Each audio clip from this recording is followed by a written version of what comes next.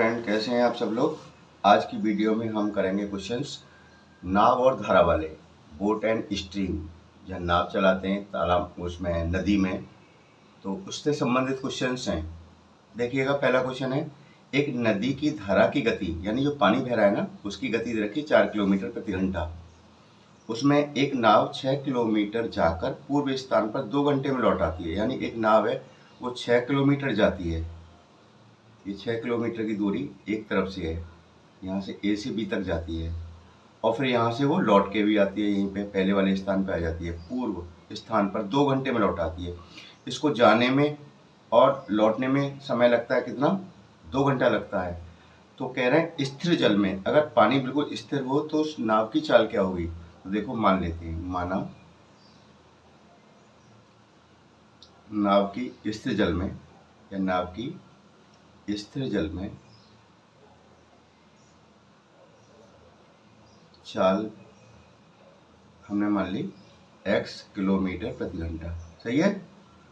और धारा की चाल दे रखी है, यानी पानी की जो चाल है, जो पानी बह रहा है उसमें, है ना, धारा की चाल है आपकी 4 किलोमीटर प्रति घंटा। दोनों ही किलोमीटर प्रति घंटा की बात कर रहे हैं, ठीक है ना। अब देखिएगा, जब वो धारा की दिशा में जाता है, धारा के अनुकूल जाता है नाव को लेके, या जिधर पानी बह रहा है उधर ही नाव चलाता है ना, तो याद रखना, पानी की चाल और नाव की चाल दोनों जुड़ जाएंगे, क्योंकि नाव बहुत तेजी के साथ जाएगी। और धारा के प्रतिकूल दिशा में आएगा, उल्टा लौट के आएगा, यानी पानी इधर बह रहा है, वो नाव इधर चला रहा है, तो नाव की चाल में से धारा की चाल को माइनस करना होगा। इसको ध्यान रखना है आपको। तो देखिए, धारा के अनुकूल चलता है तब, धारा के अनुकूल यानी जिधर पानी बह रहा है उधर ही चल रहा है वो।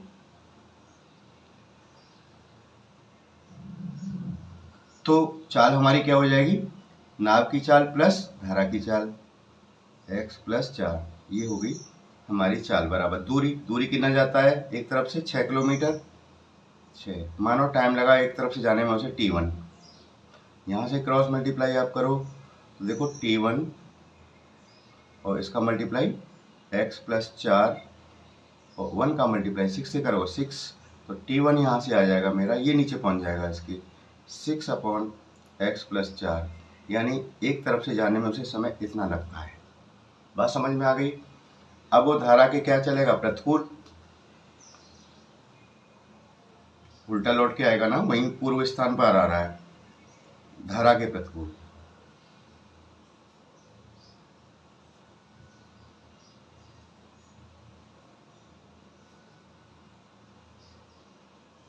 तो धारा के प्रतिकूल जब आएगा, मैंने बताया था ना, नाव की चाल में से धारा की चाल को माइनस कर दीजिएगा, यानी x माइनस 4।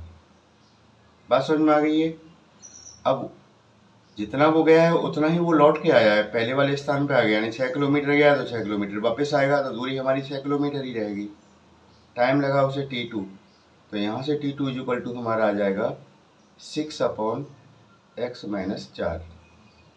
ये बात समझ में आ गई। जाने में समय लगा उसको इतना, और आने में समय लगा उसको, लौट के आने में लगा इतना, और दोनों जाने में और आने में उसे कुल कितना समय लग रहा है? 2 घंटे लगा है। यानी t1 और t2 को मैं प्लस करूंगा तो कितना आना चाहिए? 2 घंटे। भाई, जाने का समय और आने का समय कुल मिला के 2 घंटा लगाए ना उसको, तो कर देते हैं इसको, यानी t1 प्लस t2 कितना है? 2 घंटा। t1 की वैल्यू क्या है आपकी? 6/x प्लस 4 प्लस t2 हमारा 6/x minus 4 is equal to 2। बस इसको सॉल्व करना है हमें और x की वैल्यू निकाल देनी है, ठीक है। तो वही तो हमारा आंसर हो जाएगा, क्योंकि नाव की चाल ही तो पूछ रहा है, नाव की चाल को मैंने x माना है इससे जल में, सही है। अब इसको सॉल्व करने को देखो कैसे करते हैं, बस ध्यान देते रहना बस आपको। इसका एलसीएम ले लें हम, इन दोनों का एलसीएम लेंगे तो दोनों को ले लो, दोनों को लेना पड़ेगा ना, इसको भी ले लो। अब देखो डिवाइड करते हैं, इससे जब डिवाइड करूंगा मैं इस दोनों को, तो इससे ये कैंसिल हो जाएगा। भाई, इसको इसके नीचे रखूंगा मैं दोनों के, तो इससे कैंसिल होगा नहीं होगा, बचेगा ये, इसका मल्टीप्लाई कैसे होगा? 6 से, तो 6 का मल्टीप्लाई x माइनस 4 प्लस, अब इससे डिवाइड करूँगा तो ये कैंसिल हो जाएगा, x माइनस 4, इसका मल्टीप्लाई 6 से कर दो बराबर 2, तो आपका है ही है। अब 6 का अंदर मल्टीप्लाई करूँगा, ध्यान देते रहना। 6x 6 चौक 24, 6x और 6 चौक 24 बटे, इनका भी मल्टीप्लाई कर दो। x का करूँगा x से तो x की पावर 2, x का करूँगा माइनस 4 से तो माइनस का 4x, 4 का करूँगा x से तो 4x और 4 चौक 16 माइनस का 16। क्लियर? देखो प्लस 24 माइनस 24 कैंसिल हो गया, प्लस 4 माइनस 4 कैंसिल हो गया, इक्वल टू 2 तो आपका है ही है। समझे ना? तो देखो अब यहाँ देखो 6x और 6x कितना हो गया, 12x, ऊपर तो 12x हो गया, नीचे x square minus 16 equal to 2, यही तो है। इसके नीचे 1 मानो, क्रॉस मल्टीप्लाई कर दो इसका। तो देखो 2 का करूँगा इन दोनों से, 2x स्क्वायर 16 दूनी 32 और ये 12x, x को इसको इधर ही ले आओ, हमारे द्विघात समीकरण बन जाएगा माइनस का 12x और ये माइनस का 32 है, ये इधर क्या रह गया 0। पूरे समीकरण में 2 से भाग दे दो, इससे 2 से, जिससे हमारा इक्वेशन थोड़ा सा हल्का हो जाएगा। तो 2 से भाग दूंगा तो ये तो 2 तो हट गया, x स्क्वायर, 2 का भाग दूंगा तो 6x और ये हो जाएगा 16 इक्वल टू 0। अब 16 के टुकड़े ऐसे करो कि ये मिल जाए 6x, मिडिल टर्म तोड़ते ही याद होगा आपको, फैक्टर किए होंगे आपने। तो देखो 16 को लिख सकते हैं 8 दूनी 16, 8 में से 2 गया 6, तो माइनस के तो 8 रखना, प्लस के 2 रखना, तो माइनस के 8 प्लस का 2 तो कितना बचेगा, माइनस का 6 ही तो बचेगा, ये हमें लाना है यहाँ मिडिल टर्म। तो माइनस का 8x रख देना बीच में, माइनस का 8x और प्लस का 2x, minus 16 equal to 0। Common ले लो, इसमें से कॉमन आ गया आपका x, देखो दोनों में x ही तो कॉमन है, x माइनस 8, इसमें से देखो 2 कॉमन है, 2 का भाग इधर में जा रहा है, इसमें भी जा रहा है, 2 कॉमन आ गया, x और 2 8 16। बस समझ में आई इस चीज़ को, इक्वल टू 0। अब देखो इसमें ये कॉमन है दोनों तरफ, x माइनस 8 है ना, इसे बाहर ले लो, यहाँ क्या बचेगा x प्लस 2 इक्वल टू 0। तो 2 ब्रैकेटों का मल्टीप्लाई जब 0 आता है, या तो ये 0 रहा होगा या ये 0 होगा, कोई तो 0 होगा तभी तो मल्टीप्लाई 0 आता है। ये 0 है तो x minus 8 equal to 0, then x equal to 8। इसे देखें x plus 2 equal to 0, then x equal to minus का 2, और ये x की वैल्यू माइनस 2, यानी हमारी जो स्पीड है माइनस में तो आ नहीं सकती, या तो नाव चलेगी नहीं तो स्पीड 0 होगी, माइनस का तो मतलब ही नहीं होता, तो ये तो मान्य नहीं है। तो हमारी x इक्वल टू क्या आ गई 8, x 8 आ गई, यही तो पूछ रहे हैं वो। नाव की स्थिर जल में चाल हमने क्या मानी थी x, तो ये आपका आंसर हो गया, नाव की चाल आ गई आपकी 8 किलोमीटर प्रति घंटा। समझे? तो ये क्वेश्चन होता है आपका कंप्लीट। सेकंड क्वेश्चन पे आते हैं। सेकंड क्वेश्चन देखिएगा, एक नौका को एक निश्चित दूरी धारा के प्रतिकूल जाने में लगा समय और धारा के अनुकूल जाने में लगे समय का 2 गुना है, तो स्थिर जल में नौका की चाल व धारा की चाल का अनुपात क्या होगा? ध्यान दीजिए ना अच्छे से इसको, है ना, हम दोनों को मान लेते हैं। माना नौका की चाल, नौका की स्थिर जल में, मैं पूरा नहीं लिख रहा, नौका की चाल x किलोमीटर प्रति घंटा, धारा की चाल यानी जो पानी बह रहा है उसका, ये आपकी मैंने ले लिया y किलोमीटर प्रति घंटा। सही बात है, दोनों को ले लिया मैंने। एक कोई निश्चित दूरी है, अब दूरी को कुछ भी मान लो, तो माना दूरी मान लेते हैं, दूरी को भी मान लो, माना दूरी मैंने p किलोमीटर मान लिया, कुछ ही मान लेना है, यहाँ पर कोई वेरिएबल, ठीक है। एक निश्चित दूरी धारा के प्रतिकूल, अब देखो, अब धारा के प्रतिकूल की बात कर रहा है, धारा के प्रतिकूल यानी जब पानी बह रहा है ना उसकी उल्टी दिशा में, ठीक है। धारा के प्रतिकूल जब नाव चलाते हैं तो नाव की चाल में से धारा की चाल को माइनस करना होता है। अभी मैंने क्वेश्चन में बताया था, नाव की चाल आपकी x है, सही है ना, और धारा की चाल क्या है, y है, माइनस करेंगे इसमें से, क्योंकि हमारी नाव बहुत स्लोली चलेगी, जब उल्टा चल के आएंगे हम तो। और दूरी हमने मान लिया p, और टाइम अभी हमने क्या मान लिया, यहाँ पे t1 मान लो। तो यहाँ से t1 आपका निकलेगा, t1 is equal to p upon x minus Y.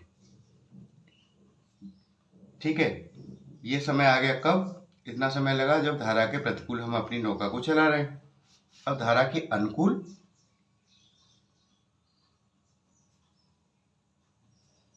धारा के अनुकूल तो क्या होगा, स्पीड जुड़ जाएगी ना दोनों की, नाव की और धारा की चाल जुड़ जाएगी, x प्लस वाई। दूरी आपकी कितनी है, दूरी तो वही है, निश्चित दूरी है ना, और टाइम लगा t2, then t2 is equal to p upon x plus Y. ये दूसरा टाइम हो गया। अब ध्यान दीजिएगा जो उन्होंने बोला है कि प्रतिकूल जाने में जो समय लगा है ना, ये वाला जो समय है, और अनुकूल जाने वाले समय का 2 गुना है। ये वाला जो समय ज़्यादा है, ये समय कम है। जो धारा के अनुकूल हम नाव चला रहे हैं तो हमारी नाव वहाँ जाने में समय कम लेगी, क्योंकि दोनों की स्पीड जुड़ी हुई है। तो ये वाला समय जो है क्या है ना प्रतिकूल, ये इसका 2 गुना है, ये इसका क्या है, 2 गुना है। यानी t1 किसके इक्वल है, और t2 जो टाइम लगा उसके 2 गुने के बराबर है।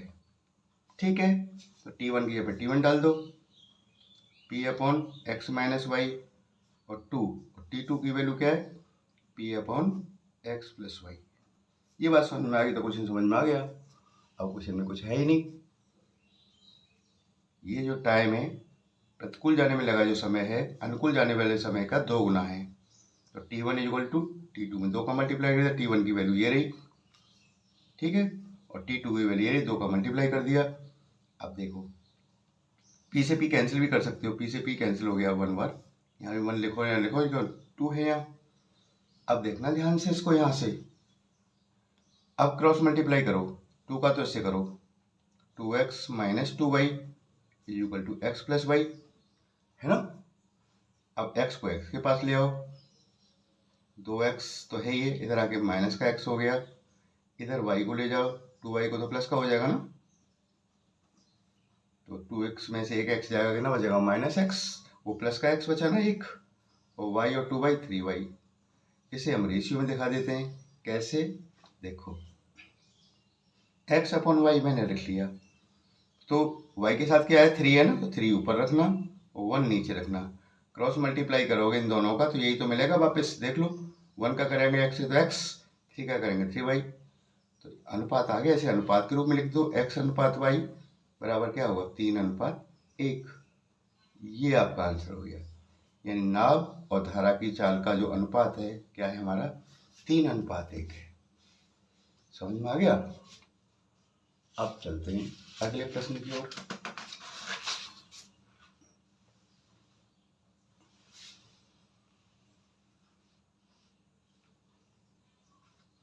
देखिएगा, तीसरा क्वेश्चन है, एक स्टीमर धारा के अनुकूल 35 किलोमीटर की दूरी 2 घंटे में तथा धारा के प्रतिकूल उतनी ही दूरी 7 घंटे में तय करता है, तो शांत जल में स्टीमर की चाल क्या होगी। मान लेते हैं, माना शांत जल में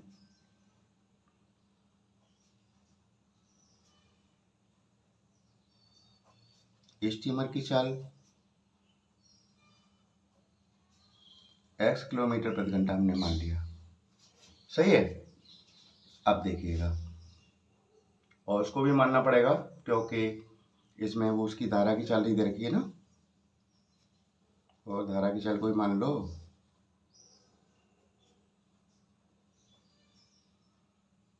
धारा की चाल हमारी क्या है, मान ली हमने,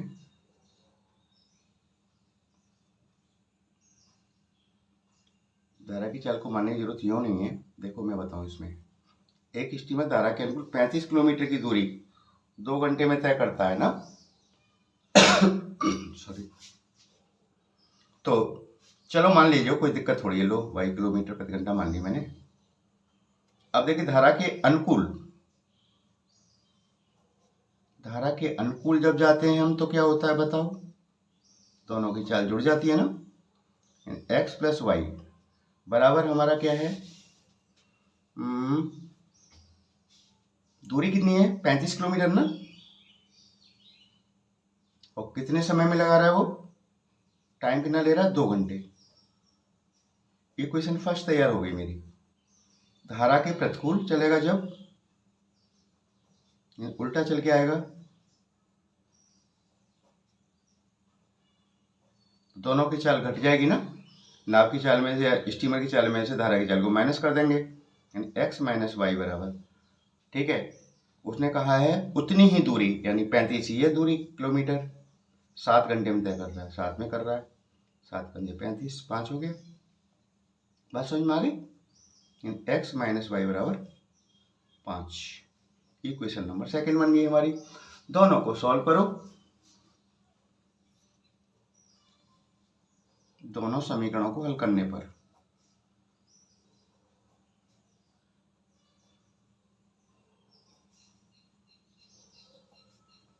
दोनों को हल कर लेते हैं। x प्लस वाई बराबर क्या है 35/2, सही है। और x माइनस वाई बराबर हमारा क्या है, खाली 5 है, दिखाई दे रहा है आपको, ठीक है। दोनों को जोड़ने पर y माइनस का प्लस कैंसिल हो गया, x और x 2x हो गया, इसे जोड़ दो, 35/2 प्लस 5, इसकी जो वन मानो और एलसीएम ले लो इसका 2, तो 2 एकम 2, 35 ऐसे ही आ जाएगा, 1 दूनी 2, 2 पंजे 10, यानी 2x इज इक्वल टू 35 और 10 कितना हो गया 45/2। तो x बराबर क्या हो जाएगा, ये 2 भी नीचे पहुंचा दो,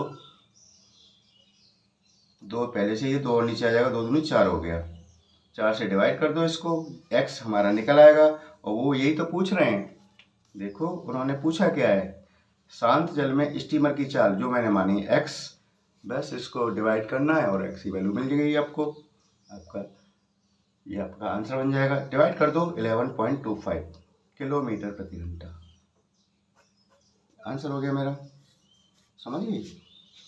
अब देखिए अगला क्वेश्चन 4 देखते हैं। देखिएगा, यदि एक नाव धारा की दिशा में, जिधर धारा बह रही उसी दिशा में 24 किलोमीटर प्रति घंटा की गति से चलती है और उतनी ही दूरी 40 किलोमीटर प्रति घंटा की गति से वापस आती है, तो कुल यात्रा की औसत चाल क्या है हुई। तो देखो ध्यान देना, इन्होंने कहा है पहले धारा की दिशा में, यानी धारा के अनुकूल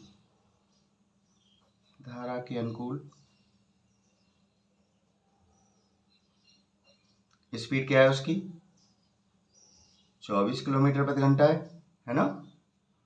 और मान लें दूरी को, मान लें कोई खास दूरी, माना दूरी हमने d मान ली, ठीक है ना। तो चाल बराबर, चाल हमारी क्या है, चाल है आप 24, दूरी d है, डिस्टेंस हमने d मानी है, मानो टाइम लगा t1, तो यहाँ से निकाला मैंने t1, तो देखो t1 इज इक्वल टू हो जाएगा d/24। बात समझ में आ गई। धारा के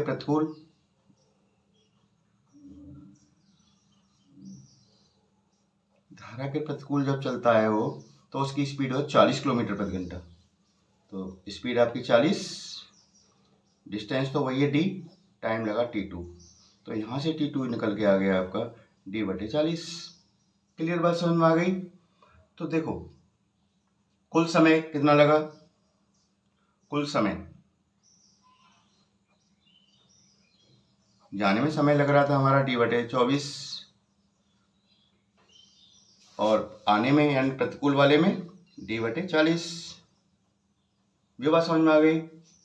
इसका एलसीएम ले लो, 40 और 24 का 120 आता है, इससे भाग देंगे 5 बार जाएगा 24 का, 5 गुणा करेंगे d से 5d, 40 का जाएगा 3 बार है ना, 3 का गुणा कर देंगे d से 3d, ये हो जाएगा आपका 8d/120। ये कुल समय कुल दूरी अब कुल दूरी कितनी चली है उसने, भाई डी दूरी गया है और डी दूरी वापस आया है, ठीक है ना।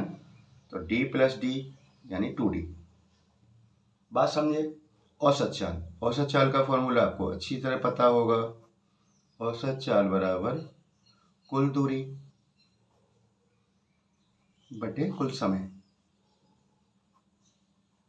कुल दूरी आपकी कितनी है 2D, कुल समय 8D बटे 120 है ना। देखो तो ये कहाँ पहुंच गया, ऊपर।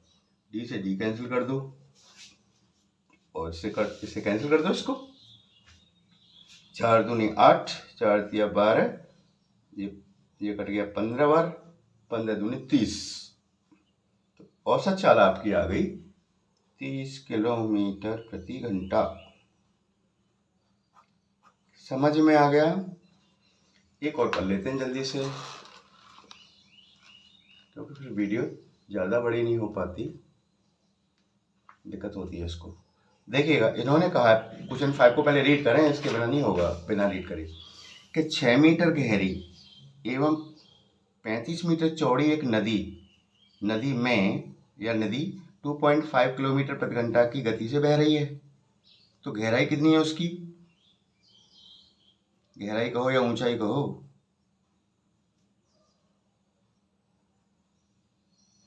एच मान लो इसको।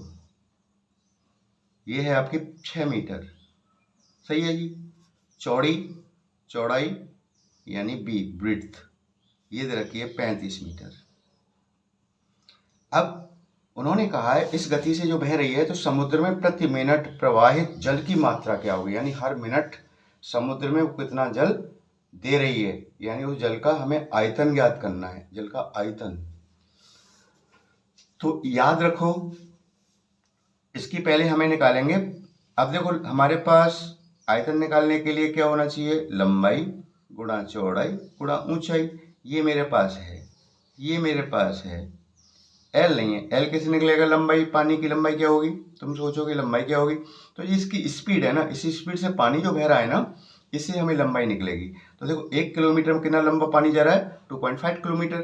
तो देखो ध्यान देना इसको अच्छे से, यहाँ से 1 घंटे में जा रहा है 2.5 किलोमीटर। किलोमीटर है ना, मीटर में चेंज करो इसको, 1000 गुणा कर दिया मैंने। बात समझ में आ गई। तो ये आ जाएगा 2500 मीटर 1 घंटे में, कह रहा है वो 1 घंटे में, ठीक है। और यहाँ पूछा है प्रति मिनट, 1 घंटे का मतलब 60 मिनट ही तो होती हैं, 60 मिनट का हो 1 घंटा को, बात एक ही है। यानी 60 मिनट में पानी की लंबाई कितनी है, 2500। तो 1 मिनट में लंबाई कितनी होगी पानी की, लेंथ 2500 अपॉन 60। ये बात समझ में आ रही है, ठीक है ना। तो 0 से 0 कैंसिल कर दो और इसे अभी ऐसे रहने दो, ये लंबाई हो गई। अब हम क्या निकाल देंगे, जल का आयतन प्रति मिनट,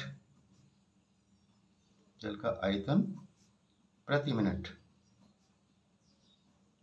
ही तो निकाली लंबाई हमने। तो लंबाई आपकी कितनी है, 250 बटे 6। चौड़ाई कहाँ है हमारी, 35 है नदी की, और गहराई 6 है, 6 से 6 कैंसिल हो गया। बस समझ में आ गई। इन दोनों को मल्टीप्लाई कर दो, यानी 6250। और आयतन का मात्रक क्या होता है आपको पता हो, घन मीटर या मीटर क्यूब। इतने घन मीटर पानी प्रति मिनट समुद्र में वो नदी से जाएगा। समझ में आ गया, क्लियर हो गया, ठीक है। इसको अच्छे से दोबारा से करके देखिएगा, तभी आपकी समझ में अच्छे से आएगा। Thank you.